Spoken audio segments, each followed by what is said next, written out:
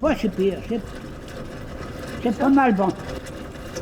Ça pourrait être pire.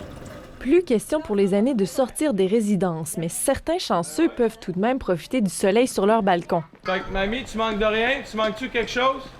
Pour la famille Dastou, c'est l'occasion de prendre un peu l'air printanier et d'aller prendre des nouvelles de leurs proches.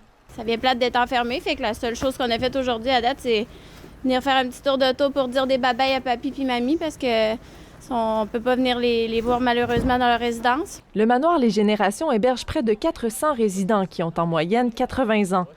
Tout y est mis en œuvre pour garder les lieux propres et appliquer la distanciation sociale. Verrouiller tous les accès de l'intérieur est difficile à envisager vu les normes de sécurité incendie. Les sorties sont toutefois surveillées.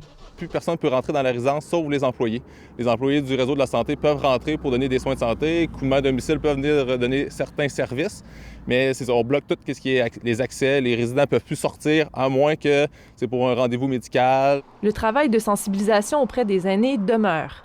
De respecter les mesures de 2 mètres, de s'assurer que lorsqu'ils se déplacent, qu'ils ne se déplacent pas en groupe. Et nos employés sont là justement pour les aider. Et puis évidemment, sans jouer à la police, là, évidemment s'assurer là, que les rappels des mesures soient faits. Les résidents se disent prêts à réagir en cas de détection de coronavirus parmi leurs résidents. Un protocole a été mis en place pour isoler les malades des autres usagers. Des efforts supplémentaires sont également déployés pour briser l'isolement des aînés et les aider à entrer en contact avec leurs proches. Une chance que la technologie existe, puis une chance qu'on vient les voir un petit peu. Ça, au moins, sans se toucher, sans se parler trop de proches, on peut les regarder, puis eux autres, ils peuvent voir les petits-enfants, là. Les arrière-petits-enfants, en vrai.